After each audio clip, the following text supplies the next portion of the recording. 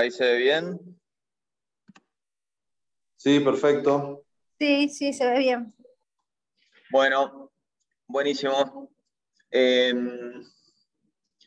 Entonces vamos a compartir algunos datos de cosas que entre lo que el año pasado y este año se han podido ir evaluando y desarrollando alrededor de la famosa coagulopatía en COVID-19.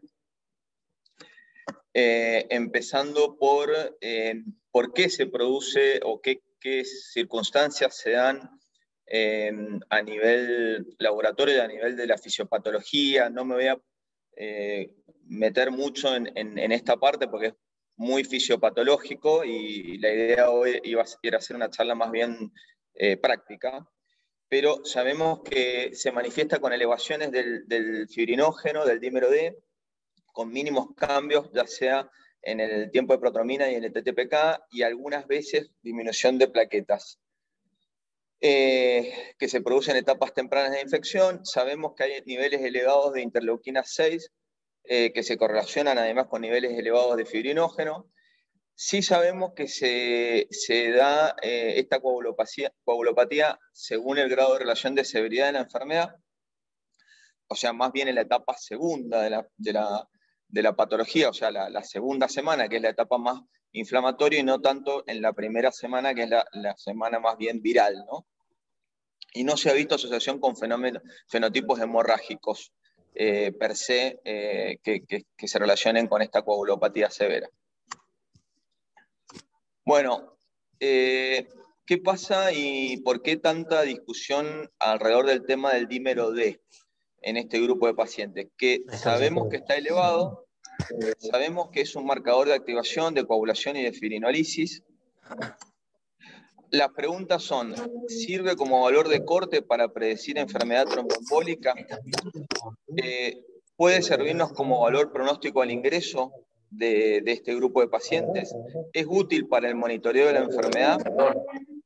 Y la última, ¿existe un valor de corte para severidad o para definir tromboprofilaxis en todos los casos o en algunos casos? Esas son algunas de las preguntas interesantes para plantear y que, bueno, obviamente no está toda la evidencia disponible alrededor de esto, pero son interesantes planteos. Matías Videla está con micrófono abierto. Mati, silenciate, o quien figure como Matías Videla. Otro dato interesante. Por favor, silencien los micrófonos. Hola, hola. A ver, ¿estamos juntos? No, están separados. Hola. A la vez que se puso el opioide. Sí, perdón, no sigo porque tengo mucha interferencia. Pero la morfina sí se acabó más tarde, pero no puede haberse acabado. Hola. Matías, Matías, el micrófono. Perdón, Javier.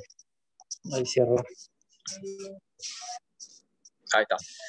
Bueno, el otro tema interesante es la prevalencia, o sea, cómo se busca enfermedad tromboembólica en pacientes COVID-19, y estas tablas que les muestro, que dan cuenta de que no hay una búsqueda sistemática alrededor de esto. Fíjense que en unidades de cuidados intensivos se reporta hasta en esta serie, por ejemplo, un 8% de trombosis, con un porcentaje de poco más del 20% de tests de imágenes practicados.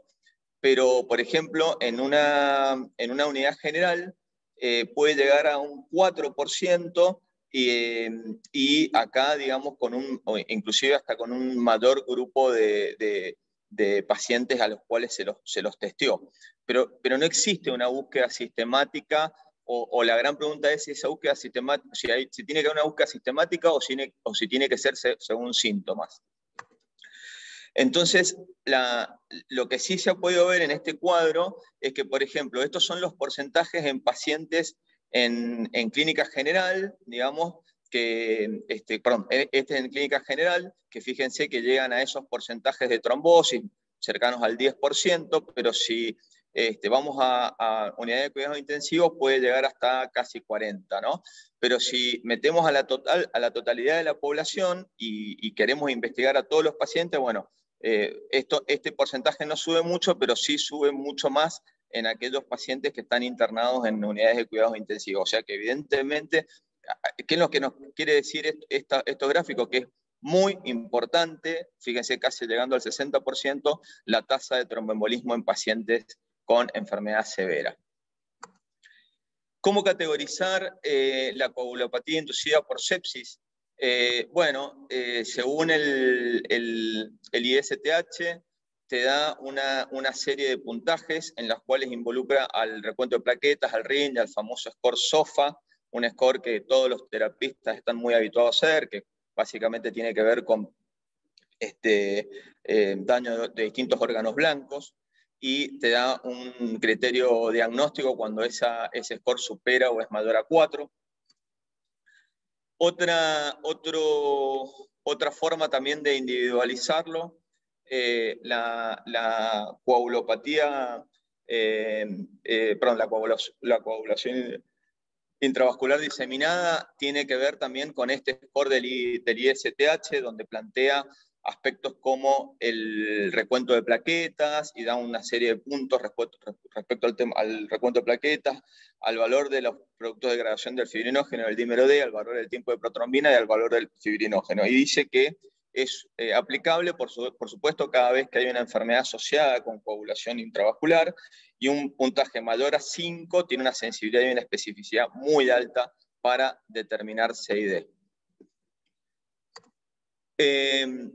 ¿Cómo estratificaríamos el riesgo? Tanto entonces para la sepsis inducida por la coagulopatía inducida por sepsis y a la coagulación intravascular diseminada. Bueno, esto es un cuadro que nos puede, incorporando, digamos, tanto los valores de plaquetas, los valores de dímero D, de PDF, de RIN, de protrombina, de fibrinógeno, más el score SOFA, nos van a dar un buen indicio de cómo poder actuar. Y esto es básicamente lo que se está haciendo hoy en las distintas internaciones, ¿no? Ya sea en internación general como sobre todo en cuidados intensivos.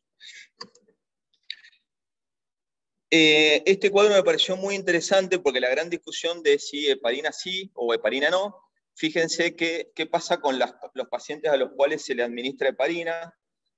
Si hay, en este lado, ¿no? O sea, si hay indicios de una coagulopatía inducida por sepsis, y es bastante importante ese indicio, fíjense que aquellos pacientes que utilizan heparina tienen una mortalidad menor versus los que no. No hay diferencias si no existe esa sepsis.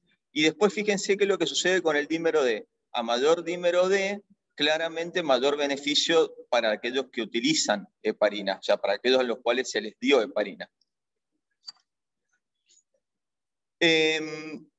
Bueno, ¿cómo identificar formas de COVID-19 graves? Entonces tenemos muchos de estos nos sirven para todo lo que es estratificación de riesgo y categorización de enfermedad tromboembólica, los valores de proteína C reactiva alta, de dímero D elevado más de 1500, de ferritina de 1000, linfocitopenia, interleuquina 6, todos esos valores y circunstancias que todos ustedes han estado adecuados a ver y han leído y reportado en la bibliografía, pero después tienen otros tipos de datos que son mucho más contundentes, como es, bueno, no es lo mismo si tengo un dímero D de más de 3000, y hemos llegado a ver los hematólogos dímeros D que no habíamos visto jamás en la vida en la infección por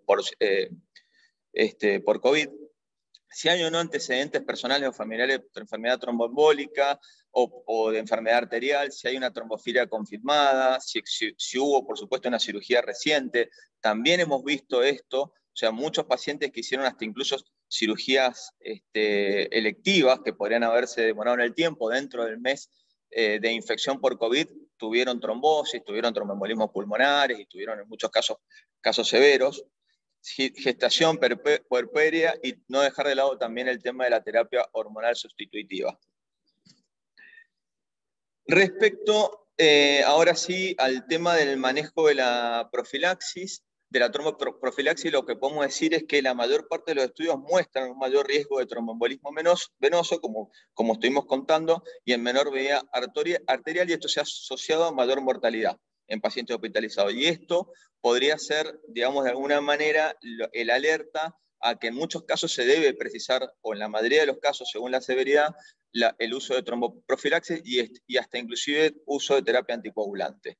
No hay un esquema validado respecto a las dosis, ni tampoco en el momento, ni tampoco en el marco específico en donde utilizar, y eso ha llevado a muchos planteos e intentos de consensos para trabajar alrededor de esto. Respecto al seguimiento de laboratorio, ¿cuáles son las pruebas de laboratorio que se requieren o más se han universalizado, por así decirlo? Bueno, por supuesto, el tiempo de protrombina, el TTPK, el hemograma con el recuento de plaquetas, la PCR, la ferritina, y los dosajes de dímero D, de fibrinógeno y de PDF, de producto de degradación de fibrinógeno, toda vez que estemos tratando de identificar una coagulación intravascular. Lo que dictaminaría la frecuencia de control de estas variables sería la gravedad. O sea, ¿qué pasa si el nivel de dímero D es elevado o si se detectan otras alteraciones en los parámetros de hemostasia, cualquiera de los otros que estuvimos charlando? Se sugeriría un monitoreo en forma regular de los mismos parámetros, y usualmente eso se debería hacer cada 48 horas. Esto puede variar, porque quizás en una terapia intensiva podría ser todos los días, ¿no? Pero esa sería la frecuencia. Y si las alteraciones en el laboratorio cumplieran con los criterios de CID, se sugeriría, por supuesto, internación en cuidados intensivos y control diario en analítica, como recién les decía. ¿Por qué es tan importante el tema del establecimiento de los riesgos? Bueno, por todo esto que ustedes ya conocen bastante de antemano, o sea, lograr tratamiento individualizado, diferir los periodos de controles de laboratorio, o sea, hasta tanto determinar, bueno, gasto más en el laboratorio en este paciente versus otro paciente, en el cual eventualmente puedo estudiarlo más espaciadamente. También para determinar qué hacemos con la heparina, o sea, si la heparina la seguimos utilizando en forma profiláctica o ya avanzamos a una terapia claramente anticoagulante. Y bueno, y hasta inclusive determinar si es o no necesario seguir con profilaxis, ¿no? Porque eventualmente puede ser un paciente que ya con movilización adecuada podemos sacarle la prevención.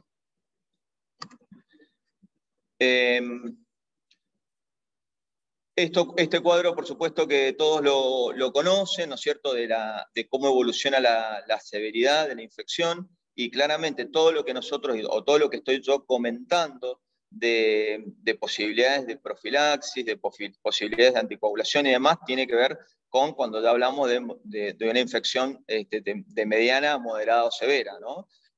Potencializando todos los distintos niveles y factores adversos, entre los cuales ya sabemos muy claramente cuáles son: edad, estancia en cama, éstasis, enfermedad inflamatoria y por supuesto todo lo que tiene que ver con las pruebas anormales de laboratorio.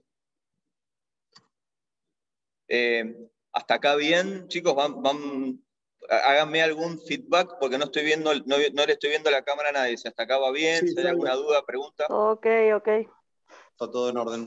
Todo ¿Las bien. preguntas al final o te podemos hacer un comentario ahora? Sí, haceme un comentario ahora, de paso lo usamos como stop.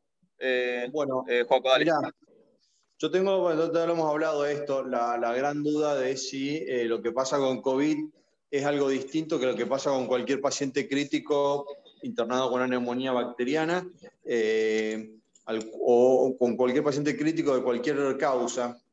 Digamos que vos sabés que si el paciente viene con una neumonía por un neumococo y el paciente tiene coagulopatía, su pronóstico va a ser peor, tiende a ser trombosis. O sea, ¿qué diferencia? ¿Hay alguna diferencia fisiopatológica que vos digas, mira, no, COVID es distinto en cuanto a la frecuencia de trombosis con una neumonía de la comunidad severa por tal y tal motivo? ¿Entendés la pregunta? No, o sea, estamos viendo muchos pacientes. Yo personalmente nunca le medí tantas veces el dímero D a un paciente internado por una neumonía bacteriana como estamos midiendo por COVID. Nunca le pedí tanta ferritina a un paciente con una neumonía bacteriana como estamos pidiendo ahora por COVID. Entonces no sé si es algo nuevo o es lo mismo que antes, nada más que ahora lo vemos.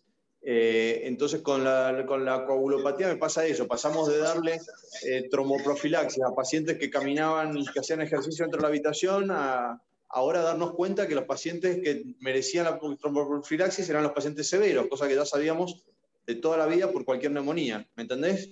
Sí, Ahí sí, me hace mucho ruido todo esto, a mí. sí, sí, clarísimo. Sí, lo que pasa es que también nunca vimos una infección, llámese bacteriana, viral, lo que le quieras llamar, con semejante nivel y relación con trombosis. Entonces, claramente, todo esto termina siendo muy nuevo. Y un poco lo que yo te expresaba más al principio, vos me decías, y no sé, a ver, yo pude haber visto valores de dímero D mayores a 5.000, 7.000, 9.000, no, nunca lo vi, nunca lo vi. Flavio, Así pero que, por otro lado, vos nunca en tu vida tuviste una terapia intensiva con pacientes con la misma patología todos, ¿sí? O sea que claro, nunca, bueno, por lo menos nosotros no vivimos otra pandemia como para decir, mira, comparado con la pandemia anterior, esta fue distinta. Tenés todos los pacientes con la misma patología, tenés protocolo de seguimiento, tuviste muchos casos juntos. ¿Hay mucha más trombosis o la estamos buscando mejor y la estamos tratando mejor? sí, sí, sí, sí, sí. Sí, por eso también interesante el Esa es mi cuadro ese duda. que la gráfica esa que te mostraba, ¿no? De incluso hasta cuando hacías búsqueda sistemática a todos los pacientes sin importar la clínica, que hasta inclusive les encontrabas más trombosis. Así que sí, sí, sí, sí. Es una pregunta abierta muy buenísima, muy buena la que hace el Joaquín, porque nosotros por lo menos nos la seguimos preguntando. Claramente, sí, todavía no tenemos una respuesta perfecta para eso. Eh, bueno, siguiendo con algunas generalidades en cuanto al tema terapéutica. ¿Qué se dice de la terapéutica? Se prefiere la heparina de bajo peso a la heparina no fraccionada para reducir el contacto con el paciente, bueno, por lo que ya sabemos de las problemáticas que tenemos alrededor de la heparina no fraccionada. A ver, en líneas generales, en internación, fuera de lo que es COVID, también la gran mayoría de todos nosotros hemos avanzado a la heparina de bajo peso, ¿no? Eso no hace falta que yo lo aclare acá, ¿no? Y eso, por supuesto, va a depender de las condiciones del paciente. Siempre vamos a tener en cuenta toda vez que indicamos heparina, el riesgo de sangrado y el aclaramiento de la creatinina. El uso de Fondaparinux se recomienda para pacientes con antecedentes del famoso, y después me voy a referir un poco al final de la charla, al famoso HIT, al HIT, a la trombocitopenia inducida por heparina, o sea, es como un mecanismo idiosincrático que se reporta en un grupo de pacientes a los cuales se le administra heparina y que van a ver que, no sé, seguramente algunos de ustedes ya lo sabrán, es el mismo mecanismo que se sugiere para la trombosis inducida por vacuna. Bueno, por supuesto, adecuación de la dosis de acuerdo al paciente, al peso del paciente y al clearance de creatinina. ¿Cuáles son todos los potenciales beneficios de la heparina en pacientes COVID? Además de la anticoagulación, la acción antiinflamatoria de la heparina, la protección endotelial, ¿existe una protección antiviral? La acción en todo lo que tiene que ver con inflamación, con el síndrome de estrés respiratorio, con la formación de trombos intrapulmonares, lo que tiene también que ver con el efecto a nivel intracardíaco, coronario, beneficios en pacientes con cardiomiopatía, y también en todo lo que es microvasculatura y por ende daño de órgano blanco, ¿no? O sea que son, como verán, múltiples los efectos por los cuales la heparina, digamos, sería lo indicado en este grupo de pacientes. En pacientes leves, ¿qué es lo que está de alguna manera siendo planteado o que hay, digamos, bastante consenso respecto a esto? Estamos hablando de pacientes que en ningún caso van a requerir internación. Alentar mayor movilización. Se puede considerar profilaxis. Les diría que cada vez y ya voy a comentar eso en un consenso que incluso se sacó en base a varias recomendaciones internacionales, le diría que no. La posibilidad de considerar tromboprofilaxis en pacientes leves ambulatorios no está establecida y no se recomienda, tiene un nivel de evidencia muy bajo. Solamente algún paciente individualizado donde tenga algún riesgo mayor por X antecedentes se podría considerar, pero en la mayoría de los pacientes no. Y por supuesto ningún puntaje va a reemplazar la evaluación clínica individual de cada paciente. En pacientes de moderados a graves, todos los pacientes que son hospitalizados, moderados a graves, sin factores de mayor riesgo de trombosis, deben recibir dosis profilácticas de heparina, eso ya estamos todos de acuerdo, en forma precoz. Así es como nos hemos manejado, así como se están manejando en todas las guardias y salas de internación común por lo menos en nuestro medio, a menos de que exista una contraindicación.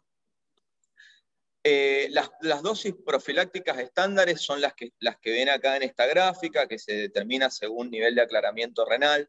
No me voy a poner a dar en detalle porque todos los que hacen clínica y todos los que administran este tipo de medicamentos lo tienen bastante claro en cuanto a las dosis y en cuanto a los tiempos, según cada paciente. Se los dejo, después cualquier cosa de la clase la pueden tener. Con respecto al tema de la coagulopatía grave, que era un poco lo que habíamos charlado al inicio, cuando hay alto nivel de sospecha de detectar ese tipo de anomalías tromboembólicas, se debe valorar continuamente el tema de estar dosando todo lo que tiene que ver con coagulopatía severa y esto hacer todo lo que es los índices de CID y de CIS, ¿no? Eso lo habíamos dejado bastante claro.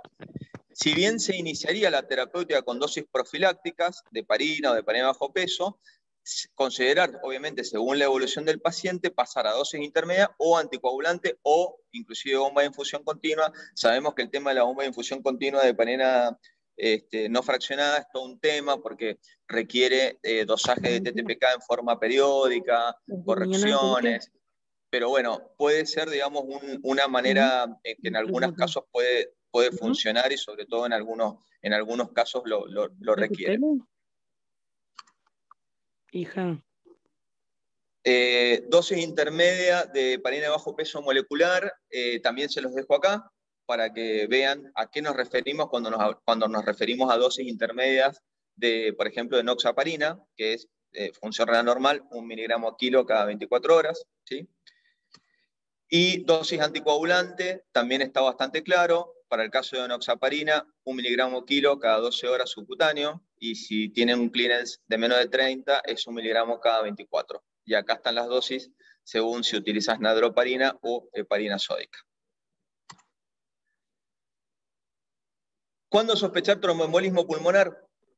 Bueno, creo que esto a todos los que hacen clínica lo tienen más que claro, ¿no? Es un empeoramiento no esperado respiratorio, una taquicardia nueva no explicable, una hipotensión arterial no relacionada ni a arritmia, ni a hipovolemia, ni a sepsis, falla del ventrículo derecho, que obviamente lo vas a evidenciar cuando haces el estudio del ecocardiograma, cambios en el electrocardiograma sugestivo y ni hablar signos de trombosis venosa profunda en miembros. Todos, creo que todos, cada uno de los que están haciendo internación en COVID o seguimiento ambulatorio COVID han visto o ven en forma permanente pacientes que han hecho tromboembolismos pulmonares y yo debo decir que en este último tiempo me llené de pacientes anticoagulados post-COVID con tromboembolismo pulmonar. Manejo del sangrado, que es otra situación que también se puede dar en cualquiera de estas circunstancias. Siempre tener en cuenta la disponibilidad del servicio de hemoterapia en cada institución donde trabajamos. No corregir las alteraciones en pacientes que no presenten sangrado. Esto es importante porque muchas de las alteraciones, sí, también pueden estar, pero si no producen sangrado no es necesario tratarlas. Si existe un sangrado mayor o con fibrinógeno menor a 100, se recomienda la utilización del plasma fresco congelado y en algunos casos los famosos concentrados crioprecipitados. Si existe un sangrado mayor con recuento de plaquetas menor a 50.000, bueno, sabemos que ese es un poco el punto hemostático de sangrado de las plaquetas y eso claramente es una indicación de transfusión de plaquetas.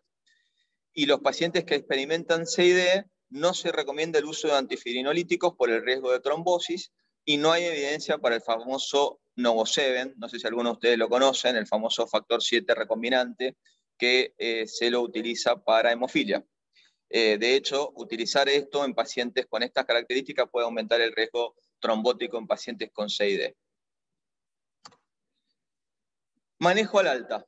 Respecto al tema del manejo al alta, pacientes en tratamiento preventivo profiláctico que no hubieran tenido anticoagulación previa, o sea, previa a la internación, y que durante la infección no hayan presentado alteración ni riesgo trombótico asociado, ¿cómo es que se llama? No es necesario continuar ese tratamiento, ¿no es cierto? Ese tratamiento profiláctico, por así decirlo.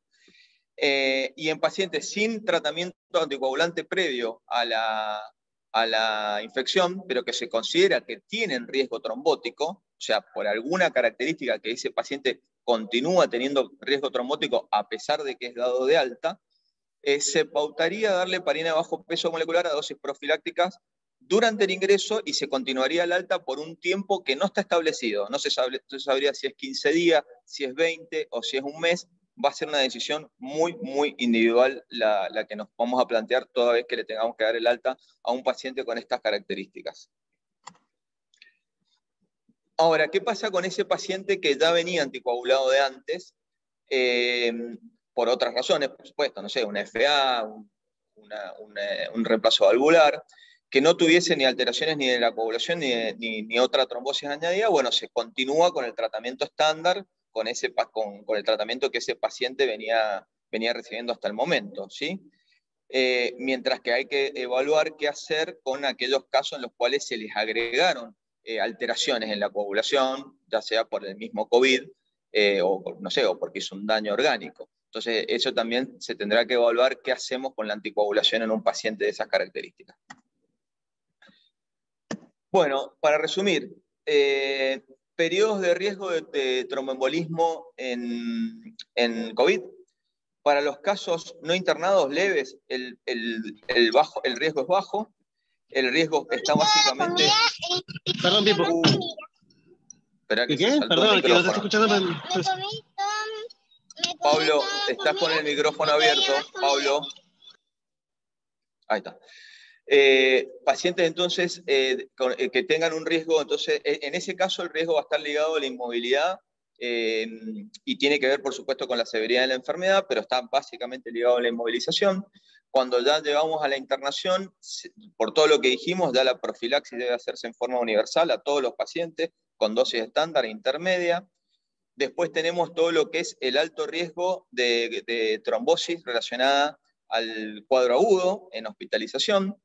Después nos tenemos que plantear a la externación qué hacemos con respecto a la utilización o de heparina bajo peso o anticoagulantes directos por 2 semanas, 3 semanas, 6 semanas en aquellos pacientes que lo requieran, por lo que ya comenté anteriormente, y eso todo va a estar, ese riesgo va a estar todo ligado a las secuelas, ¿sí? ¿Qué pasó con ese paciente que se va de alta y que tiene ciertas secuelas por el daño de órgano blanco que en general tuvo que ver con el daño pulmonar.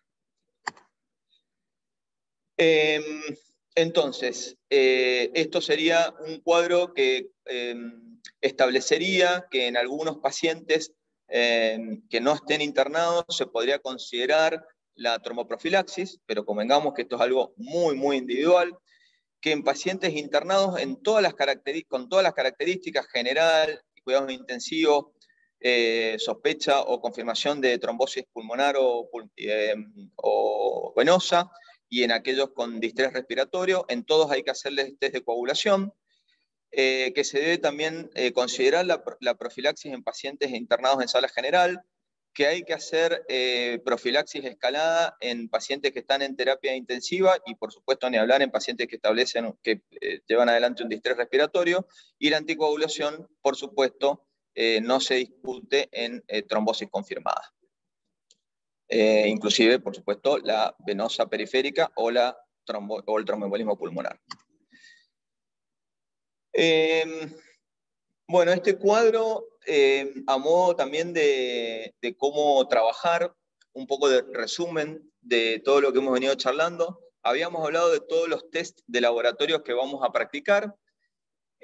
Si todos estos test nos dan que son normales, o sea que no tenemos alteraciones, o por lo menos no tenemos alteraciones importantes, esto se puede utilizar una vez que el paciente es dado de alta y se puede utilizar como línea de bases si a futuro tiene una complicación o una nueva internación.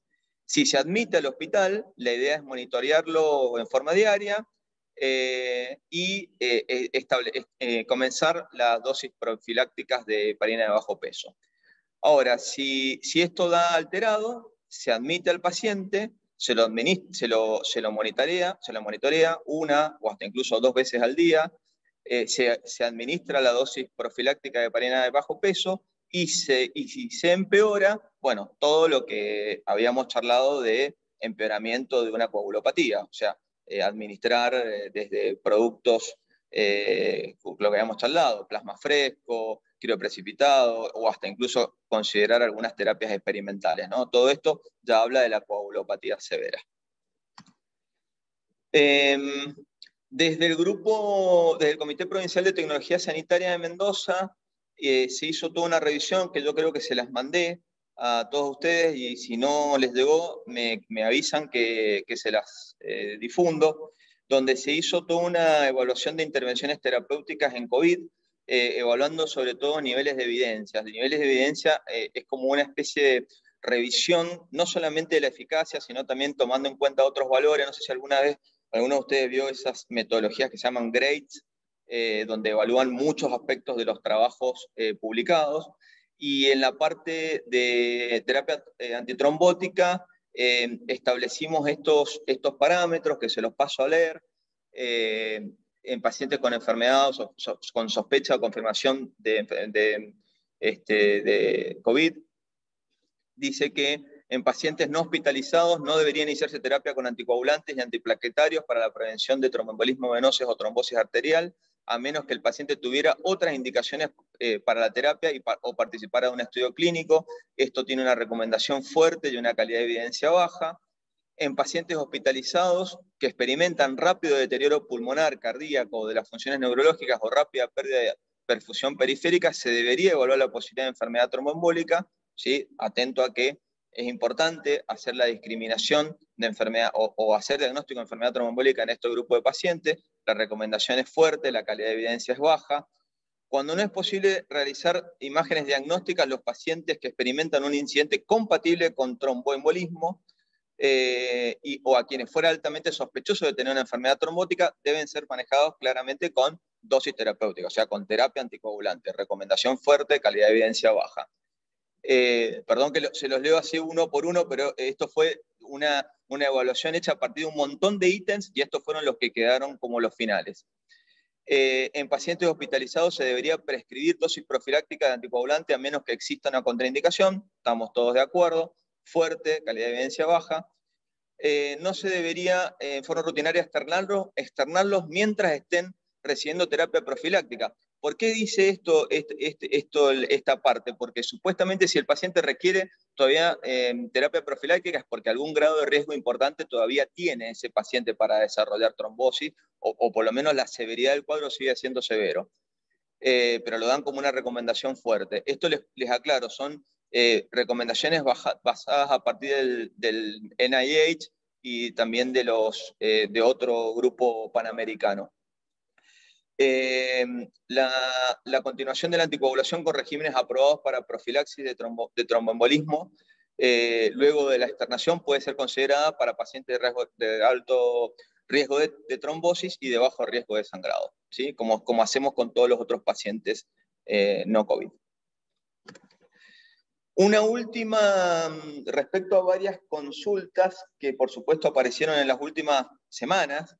Hemos hablado bastante con ustedes respecto al tema de la famosa trombosis asociada a vacunas y específicamente asociada a la vacuna Astra. Decirles que, bueno, primero que nada decirles que la trombosis de la vacuna Astra es sumamente rara.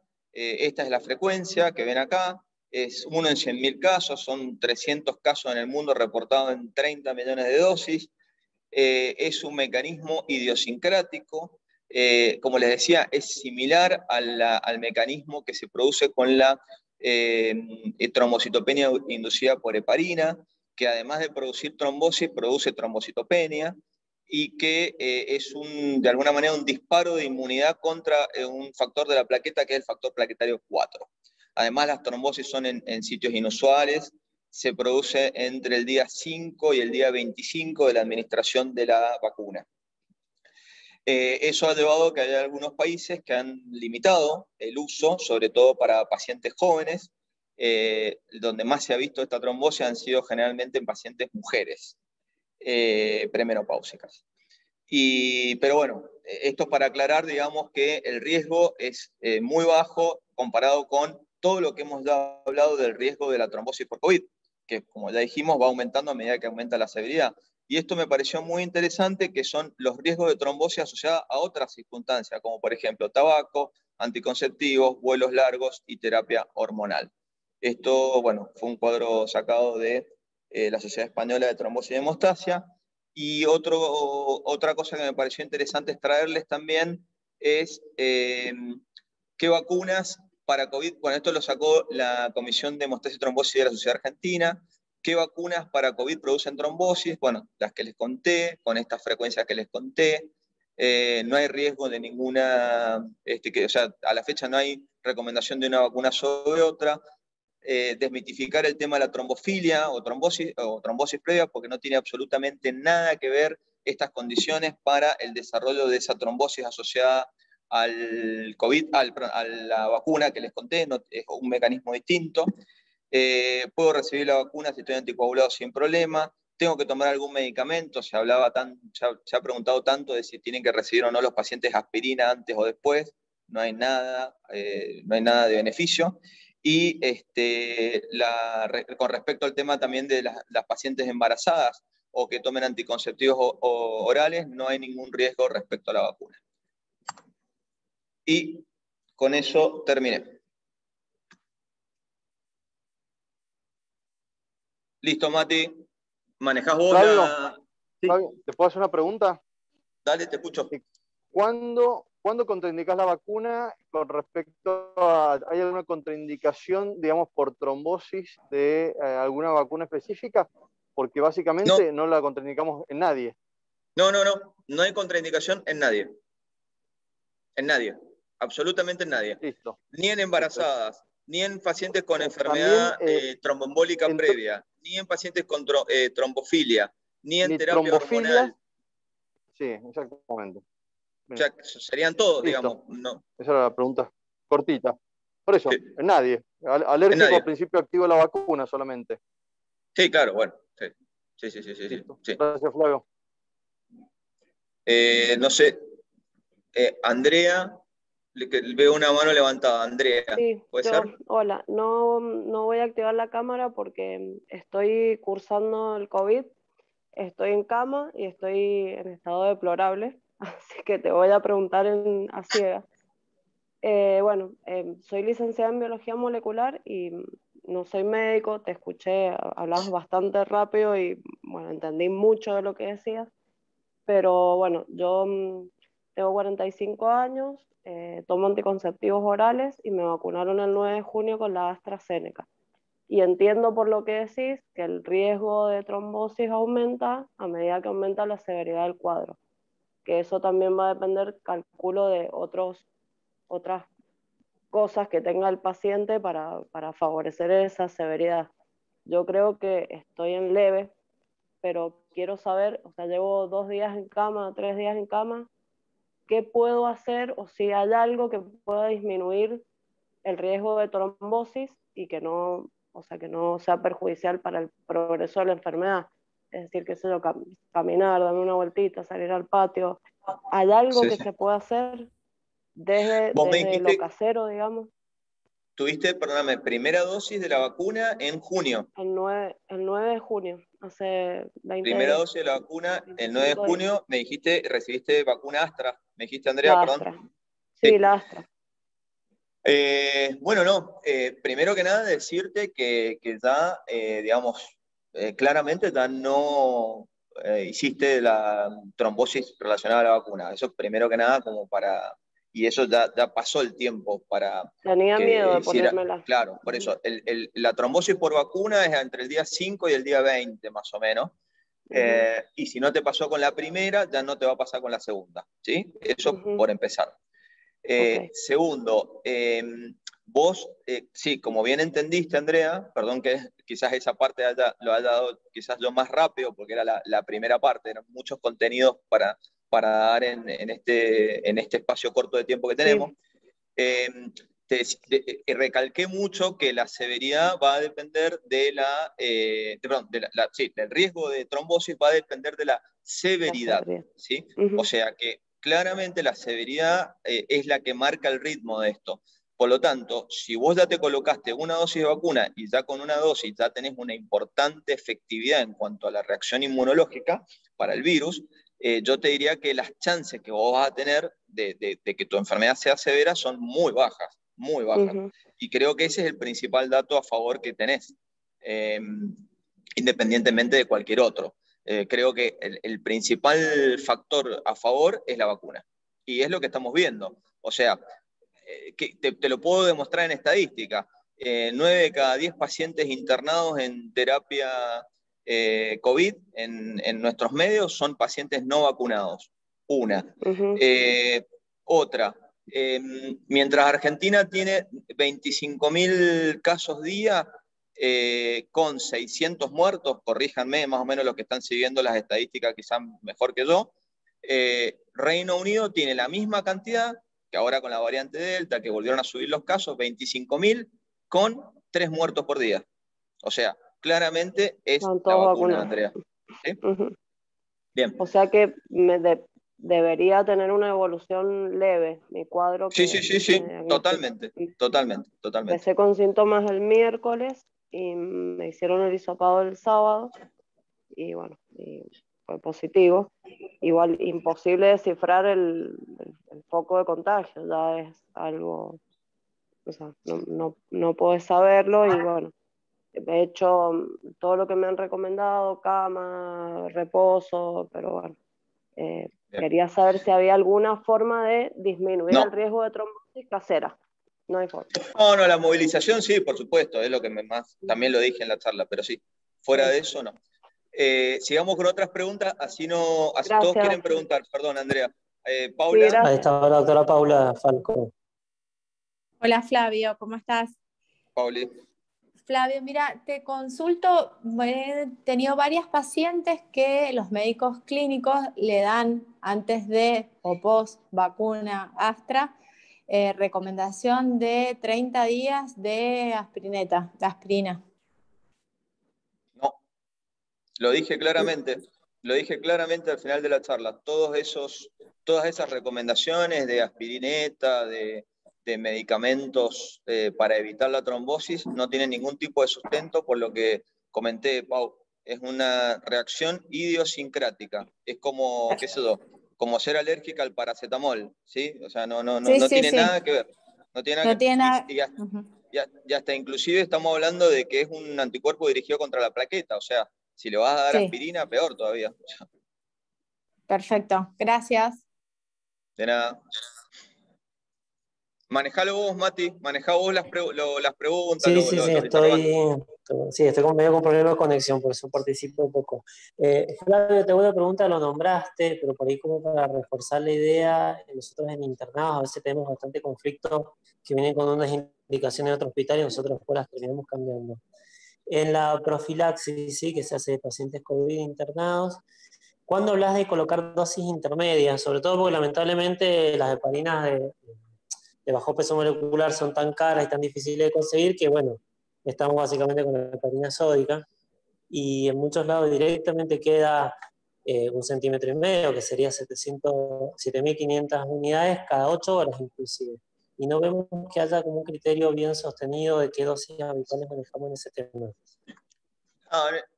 Yo creo que en el hospital, o sea, según el criterio de internación que nosotros estamos teniendo, que no vemos casos de severidad, o sea, lo plantearía solamente para aquel paciente que eventualmente está teniendo una evolución más grave y que claramente por esa razón lo vamos a tener que terminar derivando a otra institución.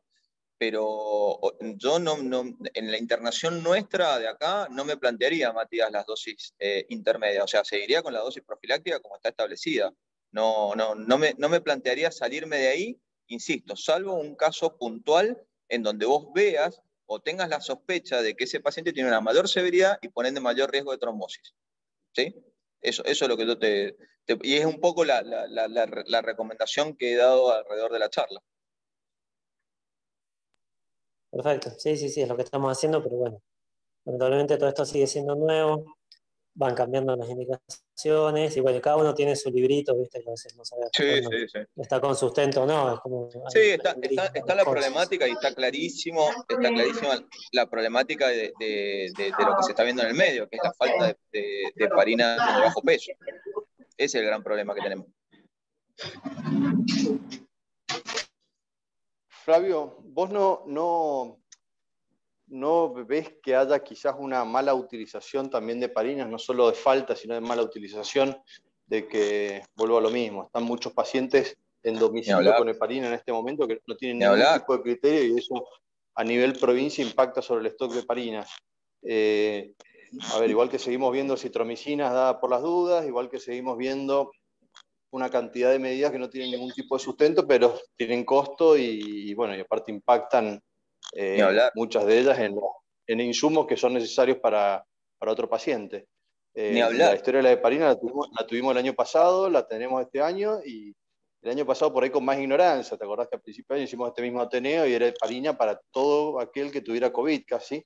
Después pusimos un poco en duda, pero en principio el principio básico era que todos iban con heparina, y hoy en día sigo viendo pacientes en la casa que me dieron heparina, por suerte. Vos lo mirás y decís, no deberían haber recibido heparina. Entonces, bueno, está bueno estas reuniones para quedar en claro en esas cosas. No, ni hablar, ni hablar. Y me llama mucho la atención que los mismos financiadores no hayan puesto más, o sea, ante la escasez, con justamente distribuirlo mejor. Esto que vos estás diciendo, COVID leve, ya sea previo o sea, COVID leve que está ambulatorio, ni hablar de la utilización de heparina. Y sí, lo he visto y lo he escuchado y se los han entregado, o incluso los han ido a comprar. O sea, sí, una obras cosa... sociales que están entregando, les mandan la caja a domicilio con la heparina ya lista, sí, y una sale locura. más cara la caja de heparina que una locura. Un despropósito. Totalmente, no, es una locura. Realmente ha habido un racional muy, muy malo del uso de heparina, y después te encontrás con una paciente embarazada, como me pasó la semana pasada, con una trombosis, que no consigue heparina. Y no consigue heparina. Es ilógico, es ilógico. Pero sí, muy bueno el planteo que hace Joaquín. Ahí en el chat me están preguntando a alguien algo. Nicolás Cangiani, en sospecha de un TEP post-COVID, ¿es útil usar el dímero D? Más o menos, Nico. Eso te va a hacer... a nosotros nos sirve la utilización del dímero D en el seguimiento de un paciente por trombosis, ya sea pulmonar o periférica, en un paciente más bien ambulatorio, donde, digamos, vos sabés que el dímero D ha sido por la trombosis. Pero en la mayoría de estos pacientes vos te vas a encontrar con que también hicieron, por ejemplo, una neumonía bilateral, que es lo que le sucede a casi todos, o no sé, o algún tipo de infección, que también sube el dímero D. Entonces vos no sabés si el dímero D continúa aumentado por el mismo fibrinógeno que tiene en el bloc neumónico, o si es por la trombosis. Así que te diría que no es el marcador más confiable de seguimiento. Esa discusión la hemos tenido también, y el dímero D sirve en el paciente con baja probabilidad pretest. O sea, el paciente que el dímero D sirve para decirle, no tiene un TEP, váyase a su casa. El paciente tiene baja probabilidad pretest. Un paciente invadido, inflamado y qué sé yo, dímero D no tendría mucha utilidad. Yo he tenido pacientes que le han seguido el dímero D durante 2 meses post-COVID y lo sigue teniendo alto, totalmente recuperado. No, ahí en esa situación no utilizaría dímero D. Exacto. Dímero D, que como dice Joaquín, dímero D es valor predictivo negativo, ¿sí? Ese es su alto valor. Es descartar. ¿Alguno más? Y con esto, hablando con lo del dímero D, si bien lo dijiste algo, pero también se nos presenta las dudas, viste, en internados, qué tan seguido pedirlos y qué tanta importancia darle a si va aumentando el valor o bajando, porque a veces los diagnósticos de tromboembolismo me parece que son muy claros y uno los sospecha y es rápido, y el tema está en el que no es tan claro, uno siempre le da miedo estarse equivocando. Ahí escribe Mariana, que no sé qué Mariana es, que dice, hay que tener en cuenta que hay muchos TEP con dímero D negativo. Puede ser, la verdad que no sé si existen muchos, pero siempre, digamos, hay que tener dos cosas con respecto al tema del tromboembolismo. Uno, pulmonar, ¿no? Me refiero. TEP sospechado es TEP que se anticoagula, ¿sí? Y después tendré tiempo de retirar la anticoagulación. Y lo que más tiene que pesar es la búsqueda por imágenes. Y hasta inclusive hemos visto que nos ha pasado que hay grupos de pacientes con angiotomografía que dieron negativas para trombosis. Tengan en cuenta que la angiotomografía tiene más sensibilidad en lo que es trombosis de vasos centrales, y que al seguir intentando buscarla, con un centellograma de ventilación perfusión dio positiva. ¿Por qué? Porque los trombos eran periféricos, de vasos más pequeños. O sea, no dejen de descartar el tromboembolismo pulmonar en aquel paciente que tiene muy alto índice de sospecha.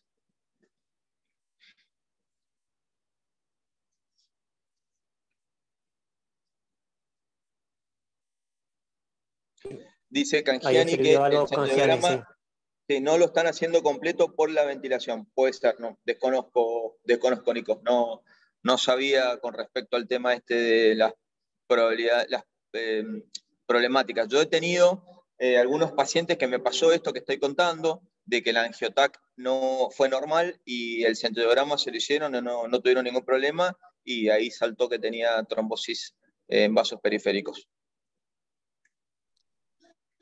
Flavio, te hago una pregunta en las profilaxis extendidas, ¿sí? Suponiendo que tenga claro el criterio que lo va a recibir. ¿El uso de los otros anticoagulantes que no se le parina? No hay trabajos, por supuesto, hechos. No hay, hay algunas experiencias de instituciones que sobre todo se han tenido que volcar a hacer eso por justamente la falta de heparinas, pero no ha habido ningún inconveniente. No ha habido ningún inconveniente, y de hecho hasta en nuestro medio nos ha tocado hacerlo con pacientes, y bueno, son excelentes medicamentos, los anticoagulantes orales directos, cualquiera de ellos. Son, digamos, como ustedes saben, de dosis fija. Algunos se dan 2 veces por semana, otros se dan 1 vez por semana.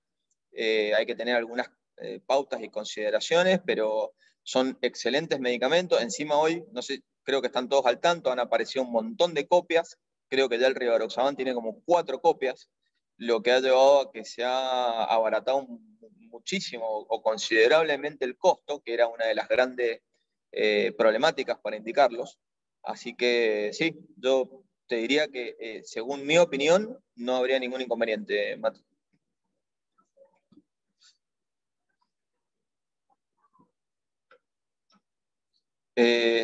No olvidar el ecodoppler cardíaco para aumentar sospecha y valor pronóstico de tromboembolismo pulmonar. Sí, eso es cierto. Es muy bueno sumar más cosas para llegar a ese diagnóstico, y la utilización del ecodoppler cardíaco buscando la hipertensión pulmonar es también un buen elemento. Bien. Bueno, no sé si hay más preguntas o algo. Creo que estamos, ¿eh? El doctor Ortego, tengo que siempre es muy preguntón, y esta vez no me ha hecho ninguna pregunta, así que me deja, viste, como inquieto, intranquilo, no sé cómo sería la palabra. Bueno, no sé, por ahí está con problemas con conexión, como hemos estado varios. Debe ser. Bueno. Ahí hago un par de comentarios, perdón. Bueno, Flavio, sí, primero, sí, excelente, muchas gracias, obviamente, por la charla, y es algo que como hemos estado hablando todos, es algo que se va actualizando y va cambiando, así que ¿quién te dice que por ahí en 4 meses hay que volver a hablar del mismo tema? Quería comentar un par de cosas antes que se empiecen a ir todos. La idea ahí, hay muchos participantes, pero muchos no me figura el nombre y el apellido, están conectados en los celulares. Si pueden, manden mensajito por privado para ver sobre todo lo que son del hospital, así vamos llevando un registro de la gente que escuchó la charla para después poder generar un certificado. Y también me estaban preguntando algunos en forma privada el tema de poder tener el power. Lo real es que la charla queda grabada y se va a subir después al canal del hospital. Así que es un poco la idea. Hola. Muy bien, Matías. El doctor Ortego está haciendo consultorio, Flavio. Sí, no, decile igualmente que no, eso no lo excusa. Si lo tenés ahí cerquita, decile de parte mía que No, no me sirve a mí esa excusa. no, lo que pasa es que él dijo que no, que estaba complicado hasta ahora. Nos vemos, chicos. Que anden muy bien. Gracias, Flavio. Muy linda la charla. Chao, chao. Chao, chao.